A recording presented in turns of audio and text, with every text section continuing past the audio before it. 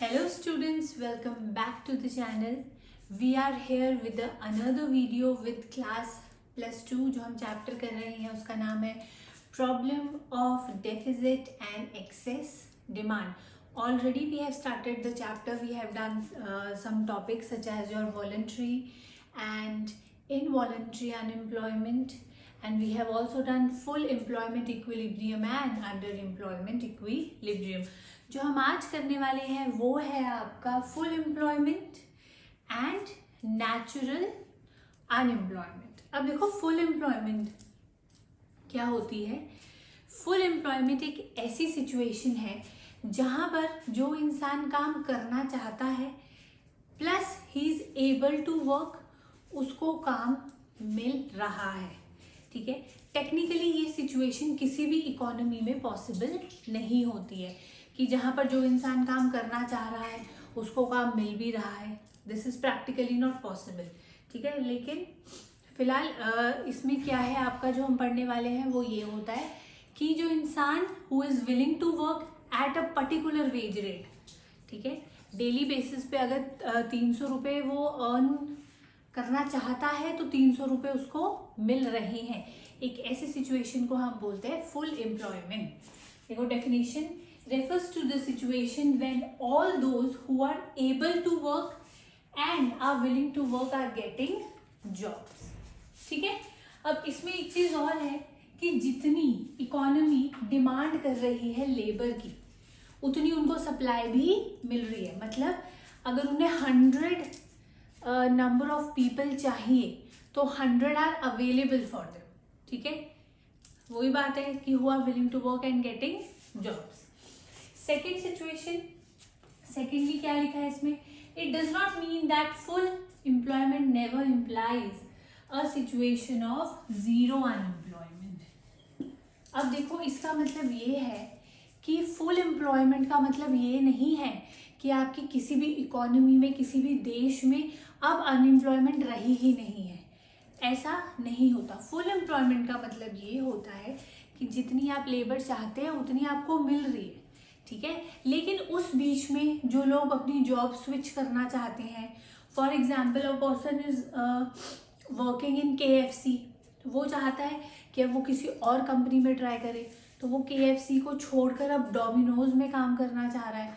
तो वो जो 2-3 दिन उसने जॉब को सर्च करने में लगा दिया, ठीक है, या अपनी सिटी चेंज करने में लगा दी, तो उस टाइम तो वो अनएम्प्लॉयड था. तो उसको हम क्या कहते हैं, नेचुरल अनएम्प्लॉयमेंट.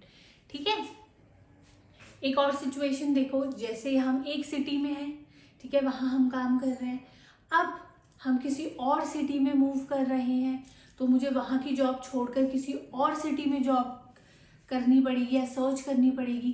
तो जब मैं सर्च कर रही हूँ उस ड्यूरेशन में तो मैं अनएम्प्लॉयड हूँ. ठीक है, तो आपकी फुल एम्प्लॉयमेंट का मतलब कभी भी ये नहीं होता है कि सारे लोग एम्प्लॉयड है. कहीं ना कहीं कुछ ना कुछ लोग अनएम्प्लॉयड होते जरूर हैं. ठीक है, जिसको हम बोलते हैं नेचुरल अनएम्प्लॉयमेंट. ठीक है, there always exist some degree of unemployment called your natural unemployment. ठीक है, नेक्स्ट है, this occurs owing to the fact that there are constant change in the economy and adjustment to these changes take place.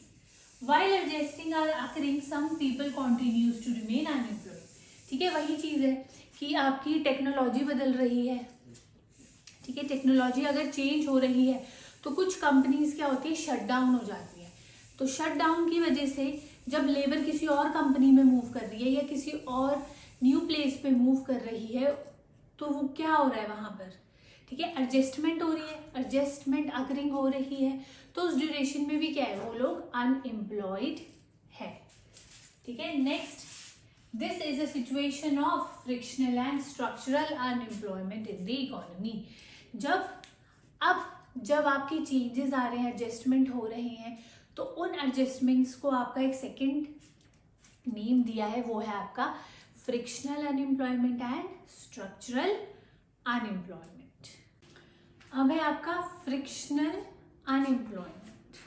अब देखिए frictional unemployment क्या होता है, जब कोई इंडिविजुअल या लेबर कोई न्यू जॉब ट्रांजिशन के सर्च में होता है, मतलब आप कोई जॉब कर रहे थे लेकिन अब आप वॉलंटरी वो जॉब नहीं करना चाहते हैं, आप चाहते हैं कि अब मैं किसी हायर स्केल पे मूव करूं, ठीक है, या मैं किसी और जॉब लोकेशन पे मूव करूं, या बेटर स्किल्स बेटर सैलरी के एक्सपेक्टेशंस में जब आप अपनी जॉब को स्विच करना चाहते हैं वॉलंटरी खुद से, तो उसे हम कहते हैं फ्रिक्शनल अनएम्प्लॉयमेंट। ठीक है, ये वॉलंटरी अनएम्प्लॉयमेंट है क्योंकि आप खुद ट्रांजिशन चाहते हैं ना अपनी जॉब में, यहाँ फोर्सफुली आपको बाहर नहीं भेजा जा रहा है।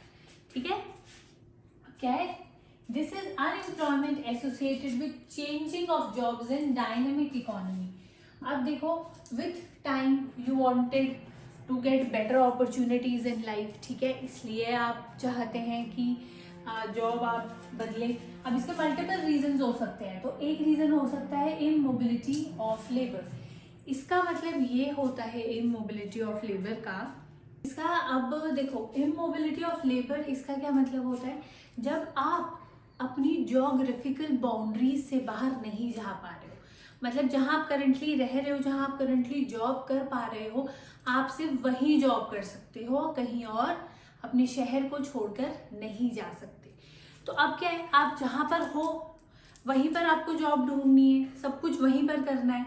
तो जो ड्यूरेशन है जहां आप जॉब ढूंढ रहे हैं और चाहते हैं कि जो आपकी स्किल है उसको मैच करती हुई जॉब मिले, ठीक है, फॉर एग्जांपल अगर आप मैथ्स टीचर हैं तो आप चाह रहे हैं कि किसी स्कूल में उसी लोकेलिटी में किसी स्कूल में आपकी मैथ्स टीचर की वैकेंसी निकले ले, तो आप अप्लाई करें। तो उस ड्यूरेशन में जो आप अनएम्प्लॉयड हैं वो क्या कहलाएगा, फ्रिक्शनल अनएम्प्लॉयमेंट। इसके मल्टीपल रीजंस हो सकते हैं आपके, कि आप पर्सनल रीजंस की वजह से नहीं जा सकते, आपकी फैमिली वहीं पे सिचुएटेड है, ठीक है, आपका घर वहीं पर है, आप ट्रैवल नहीं करना आपको पसंद, मल्टीपल रीजंस हो सकते हैं आपके। नेक्स्ट है शॉर्टेज ऑफ रॉ मटेरियल, ठीक है, शॉर्टेज ऑफ रॉ मटेरियल एक रीजन हो सकता है।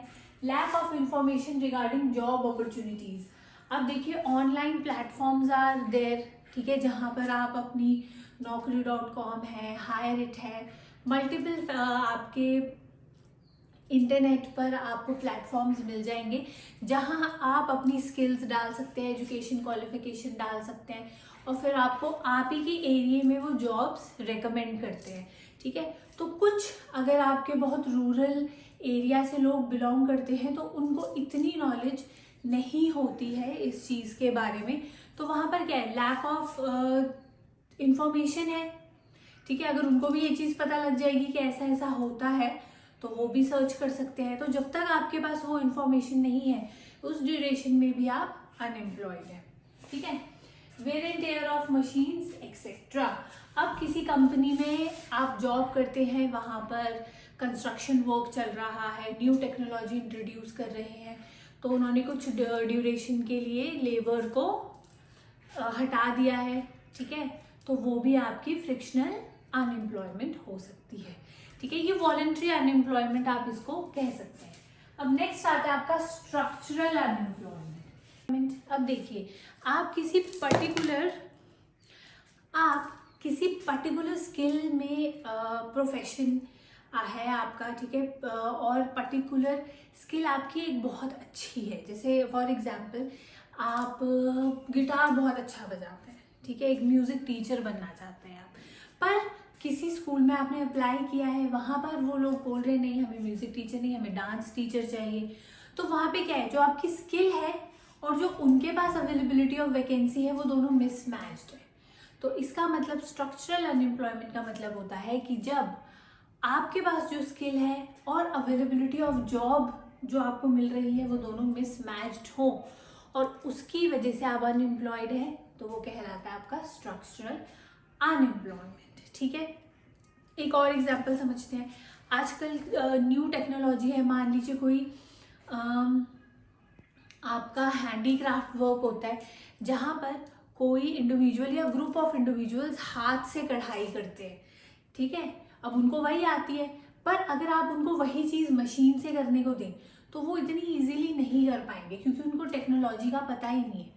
तो ठीक है, ये क्या होता है, जब न्यू टेक्नोलॉजी इंट्रोड्यूस होती है और आपको उसकी नॉलेज नहीं है, उस वजह से भी आपको जॉब्स नहीं मिलती।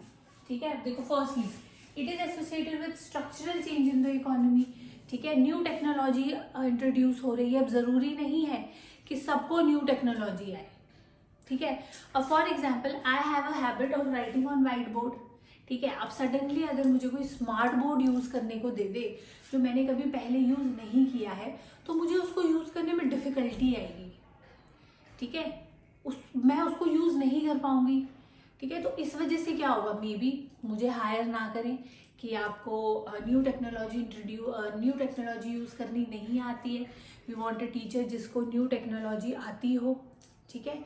तो वहां पर उस केस में भी मैं अनएम्प्लॉयड रह जाऊंगी, ठीक है। नेक्स्ट देखो, when other factors of production other than labor are short supply। अब देखो फैक्टर्स ऑफ प्रोडक्शन हमारे पास चार थे, land, labour, capital and your businessman, या आपके एंटरप्रेन्योर बोल दूं। अब इसको छोड़कर, इसको नहीं आपने देखना है, ठीक है, इसको नहीं देखना है।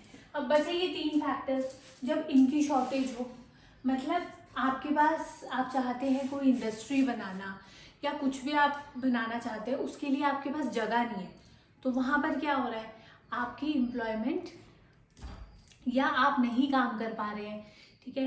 तो उस केस में क्या है, जब काम ही नहीं कर पा रहे तो अनएम्प्लॉयड है। नेक्स्ट, कैपिटल, पैसा ही नहीं है, पैसा ही नहीं है तो बिजनेस में कैसे लगाएंगे, ठीक है। नेक्स्ट, कोई पार्टनर नहीं मिल रहा है आपको बिजनेस में, कोई आप चाहते हैं काम करना लेकिन वो एक यूनिक आइडिया मिसिंग है, ठीक है। एंटरप्रेन्योर्स क्या करते हैं, आइडिया देते हैं, वो एक आइडिया मिसिंग है, तो उन केसेस में भी स्ट्रक्चरल अनएम्प्लॉयमेंट अराइज हो जाती है, ठीक है। When there is change in the production technique, ठीक है, वही सेम चीज है, ठीक है, कि आप किसी कंपनी में काम कर रहे थे, अब उन्होंने न्यू टेक्नोलॉजी इंट्रोड्यूस कर दी। अब न्यू टेक्नोलॉजी इंट्रोड्यूस करी है तो वो क्या कर रहे हैं, न्यू स्टाफ को हायर कर रहे हैं, ठीक है, जिसको वो टेक्नोलॉजी, जिनको वो मशीन्स एंड इंस्ट्रूमेंट्स यूज करने आते हों, ठीक है। और वो क्या कर रहे हैं, जो पुराने लोग हैं उनको बाहर निकाल रहे हैं, तो स्ट्रक्चरल अनएम्प्लॉयमेंट हो गया।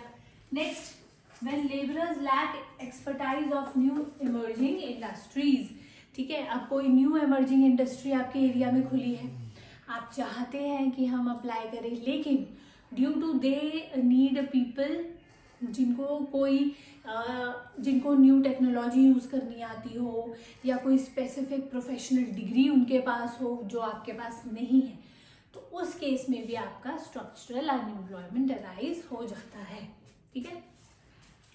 कुछ पॉइंट्स है जो आप चाहे तो नोट डाउन कर सकते हैं या स्क्रीनशॉट ले लीजिए इसका।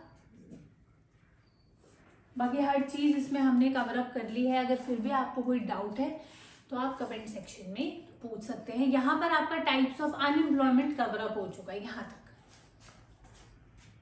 अब आपका आता है मेन टॉपिक जो है आपका डेफिशिएंट डिमांड। अब देखिए, डेफिशिएंसी है, डेफिशिएंट का क्या मतलब होता है, किसी चीज की कमी, ठीक है। अब इकोनॉमी में कमी हो रही है किस चीज की, वो चीज की जहां पर आपका फुली यूटिलाइजेशन ऑफ रिसोर्सेज नहीं हो पा रहा है, मतलब आपका एग्रीगेट डिमांड जो है वो कम है एग्रीगेट सप्लाई के। यहाँ पर क्या हो रहा है, लोग क्या है या आपका हाउस होल्ड सेक्टर क्या है, वो डिमांड नहीं कर पा रहा है या फुलफिल नहीं कर पा रहा है जितनी आपकी एग्रीगेट सप्लाई है, ठीक है। देखो, demand is said to be deficient when your aggregate demand is less than your aggregate supply corresponding to the full employment level in the economy, full employment level पर। It is deficient when it is not permit full utilization of resources or production capacity। इसका मतलब ये है AD यहाँ पर जो aggregate demand है वो आपका फुली यूटिलाइजेशन ऑफ रिसोर्स नहीं कर पा रहा है, या प्रोडक्शन की जो कैपेसिटी है प्रोड्यूस करने की उसको फुलफिल नहीं कर पा रहा है, ठीक है। बेसिकली बस आपको इतना याद रखना है कि यहाँ पर डेफिशिएंसी है आपकी डिमांड की, इसी वजह से आपका एग्रीगेट डिमांड कम है एग्रीगेट सप्लाई पे। देखो इसको डायग्राम से समझते हैं।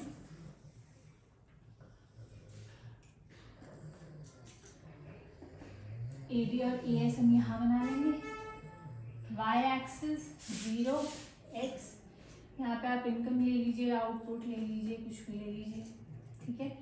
अब देखिए 45 डिग्रीज पर आपका एएस कर्व बनता है, ठीक है। अब यहाँ पर बन रहा है आपका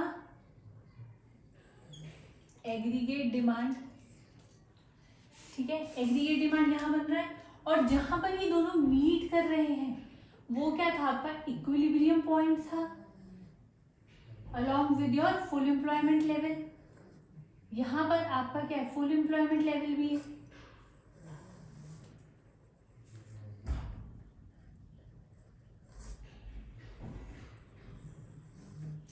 प्लस योर इक्विलिब्रियम भी है। अब क्योंकि डेफिसिट डिमांड की हम बात कर रहे हैं और आपकी डेफिशिएंसी है डिमांड की, तो वो रिड्यूस होगा। इसको हम नाम दे देते हैं AD1, ठीक है।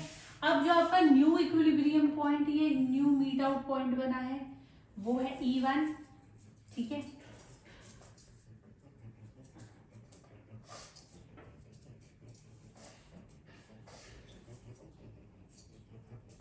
अब देखो, जब आपका एग्रीगेट डिमांड एग्रीगेट सप्लाई के बराबर था तो वहां पर फुल एम्प्लॉयमेंट लेवल थी और O से लेकर N तक लोग एम्प्लॉयड थे, ठीक है। अब जैसे ही आपकी इकोनॉमी में डेफिशिएंसी हुई डिमांड की, ठीक है, इसको हम प्लान्ड भी बोल सकते हैं, प्लान्ड एडी, ठीक है। जैसे ही डेफिशिएंसी हुई आपकी डिमांड की, क्या हुआ, अब सिर्फ कितने लोगों को एम्प्लॉयमेंट मिल रही है, O से लेकर N तक। तो जो आपकी ये वाला एरिया है, ये कौन सा एरिया है, ये मेरा अनएम्प्लॉयमेंट वाला एरिया है। मतलब इससे मुझे क्या समझ में आया कि जहाँ पर भी डेफिशिएंसी होगी डिमांड की, वहाँ पर आपकी अनएम्प्लॉयमेंट ज़रूर अराइज होगी। बिकॉज अगर मार्केट में डिमांड ही नहीं है, ठीक है, तो कंपनी ऑटोमेटिकली क्या करेगी, जो एक्सेस लेबर है उनको अनएम्प्लॉयड करेगी, ठीक है, उनको जॉब से निकालेगी। तो इस वजह से यहाँ आपकी क्या हो जाती है, अनएम्प्लॉयमेंट। और आपका जो ये वाला एरिया होता है, ठीक है, यहाँ तो आपको पता लग गया, ये वाला जो एरिया है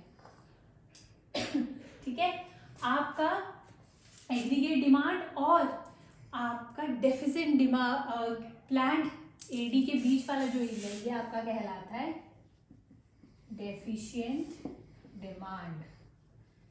यहाँ पर आपकी डेफिशिएंट डिमांड वाली कंडीशन होगी, ठीक है। फिर से समझो इस डायग्राम को, देखो एडी एएस आपका हमेशा 45 डिग्रीज होता है, ठीक है। कुछ केसेस में उसके बाद ये पैरेलल चला जाता है आपके ओ वाई एक्सिस के, ठीक है। पर हम ये वाला नहीं कर रहे हैं, हम नॉर्मल डायग्राम देख लेते हैं।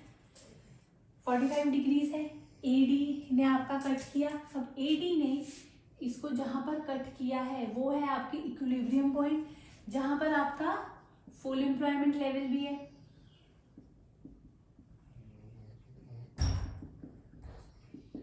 ठीक है।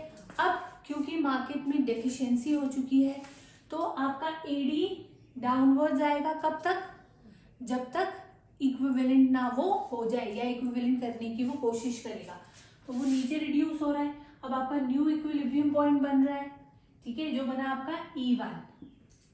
अब पहले जहां ON लोग एम्प्लॉयड थे वहां पर अब सिर्फ ON1 लोग एम्प्लॉयड है, ठीक है। अब इसके बीच का जो एरिया जो रह गया है वो होगा आपका अनएम्प्लॉयमेंट वाला एरिया, और जो आपका एडी और प्लान्ड एडी के बीच वाला एरिया है वो है आपका डेफिशिएंट डिमांड वाला एरिया। आई होप आपको ये समझ में आया होगा। अगर आपको कोई प्रॉब्लम है तो आप कमेंट सेक्शन में पूछ सकते हैं, चाहे तो इसका स्क्रीनशॉट ले लीजिए, अदरवाइज वैसे it is given in your books, वहाँ से भी आप इसको पढ़ सकते हैं। कोई भी डाउट है कमेंट सेक्शन में पूछ लीजिए। इसके कॉजेज इम्पैक्ट्स हम पढ़ेंगे अपनी नेक्स्ट क्लास में। Till then all the best for your exams, take care.